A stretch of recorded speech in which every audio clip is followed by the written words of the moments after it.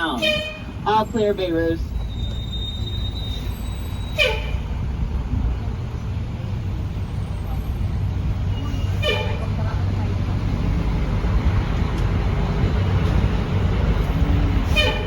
So when Sir Henry Pellet brought electric streetlights to the city of Toronto, we were all very grateful, and we paid him pretty much whatever he wanted because he was fixing this huge problem for the city. We could now go out at night. And so he did make a lot of money with this. But he didn't stop with electric streetlights. He did go on to build a power station in Niagara. And if you've ever been, you might recognize it as the Adam Back Power Station, or the big white power station. This was built by Sir Henry Pellet and William Mackenzie. They did pay for it and submit all the permits, but it was taken from them by Adam Back, the politician.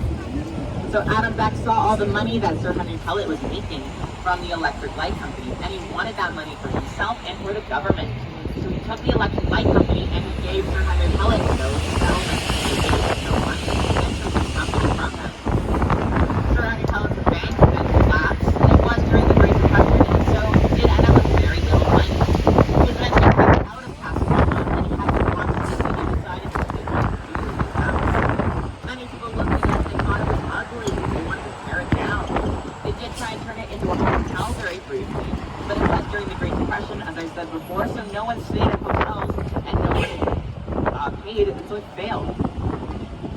And so because of this, eventually the Kiwanis Club for Music for Children did take over Casablanca. They did take over, they rebuilt it a little bit, and they did turn it into the museum that it is today. The Kiwanis Club no longer owns Casa Loma. They did sell it around 2011 to another private company, but it is still a museum if you would like to go. Driving through is the Annex. The Annex was home to many famous people over the years, such as Margaret Atwood, David Suzuki, and Marco. And the house that Ryan Reynolds, for instance, in this area did sell a couple months ago for about $4 million. Ooh. Which one? The Annex now is mostly home to people, students and professors for the University of Toronto. That's the majority of the people in the Annex are here at the University of Toronto. This street in front of us, if you were to walk to our right, you would end up in Koreatown and Little Hungary. If you were to walk a 15-minute-ish walk in front of us, you would end up in Chinatown. In the GTA, or the Greater Toronto Area, we do have about 6 Chinatowns in total. The 15-minute walk in front of us is the largest one. In front of us on the right across the intersection is the Milestone Jewish Community Center. This community center has the only saltwater pool in the city. Saltwater? If you would like to use this pool, you don't have to be Jewish, but you do have to get a time in advance because of the pandemic.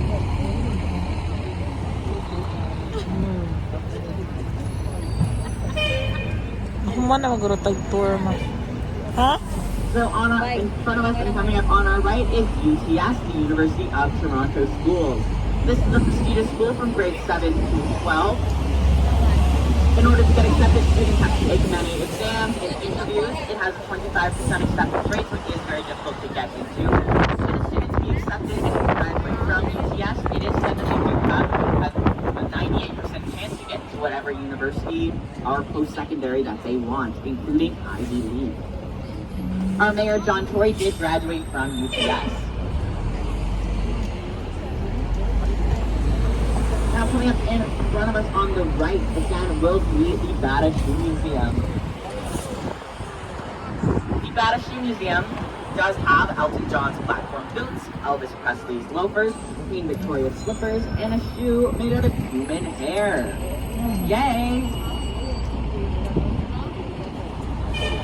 It also has shoe artifacts. I'm not sure what a shoe artifact is, but if any of you go and find out, come back and let me know.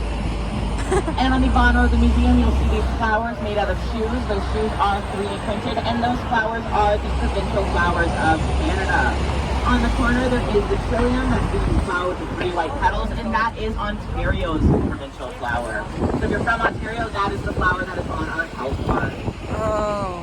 If you are wandering around and you do see a trillium, don't pick them. They are protected by the government, and you can be held fined.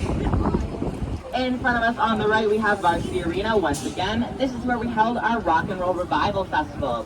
That festival is where Yoko Ono, Eric Clapton, and John Lennon performed together for the very first time.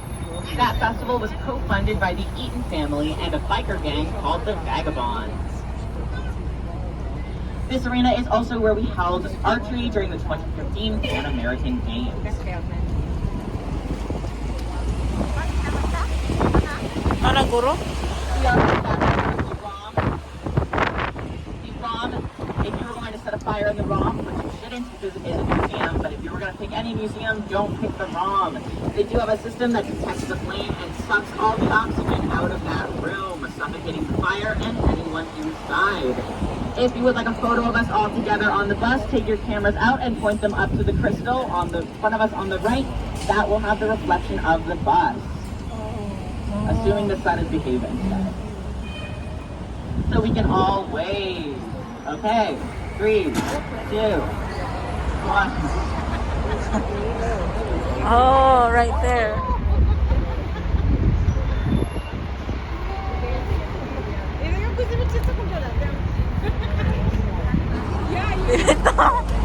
So on our right next to the crystal is this stone part of the building. That original part of the ROM is protected by the Heritage Act. And so when they added the crystal in 2007, they couldn't drill into the side of this building to attach it. So on the outside, the crystal is not attached to the original building. It is just built around it. So if you had 3 large cranes, you could theoretically pull the crystal off like a big piece of Lego. Coming up on our right will be the original entrance of the ROM before the crystal was added. On either side are the 2 lions. These lions are meant to throw out bad omens and bad people. On the right is the University of Toronto. This is one of their 3 campuses. We have this campus, the one in Scarborough, and the one in Mississauga. A lot of these buildings on this campus look a little bit like Harvard, and because of that, Hollywood loves to come here to film. Easier to come here than it is to go to the actual Harvard campus, and that's why they do it. If you've seen a Hollywood movie where they're at Harvard, you've probably seen the University of Toronto. On top of that, though, 25% of Hollywood movies are filmed in Toronto. That's given the nickname North Hollywood. Toronto is a very big film industry city.